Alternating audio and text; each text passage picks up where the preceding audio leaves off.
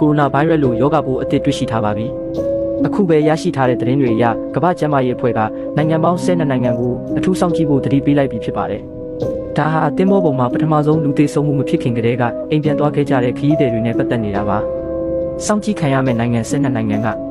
အင်္ဂလန်ကနေဒါဒိန်းမတ်ဂျာမနီနယ်သာလန်နယူးဇီလန်စိတ်ကစ်နီးဗစ်စင်ကာပူဆွီဒင်ဆွစ်ဇာလန်တူရကီနဲ့အမေရိကန်ပြည်ထောင်စုတို့ဖြစ်ပါတယ်။ဒါဟာအဆိုပါခရီးသည်တွေမှာဗိုင်းရပ်စ်ကူးစက်ခံထားရပြီလို့အတည်ပြုတာမျိုးမဟုတ်သေးပဲကြိုတင်ကာကွယ်တဲ့အနေနဲ့စောင့်ကြည့်ဖို့ကမ္ဘာ့ကျန်းမာရေးအဖွဲ့ကသက်ဆိုင်ရာနိုင်ငံတွေကိုအကြောင်းကြားထားတာဖြစ်ပါတယ်။ဒီကနေ့မှာပဲနောက်ထပ်စိတ်ဝင်စားစရာကောင်းတဲ့အဖြစ်အပျက်တစ်ခုကနယ်သာလန်ကလေယာဉ်မယ်တဦးအကြောင်းပါ။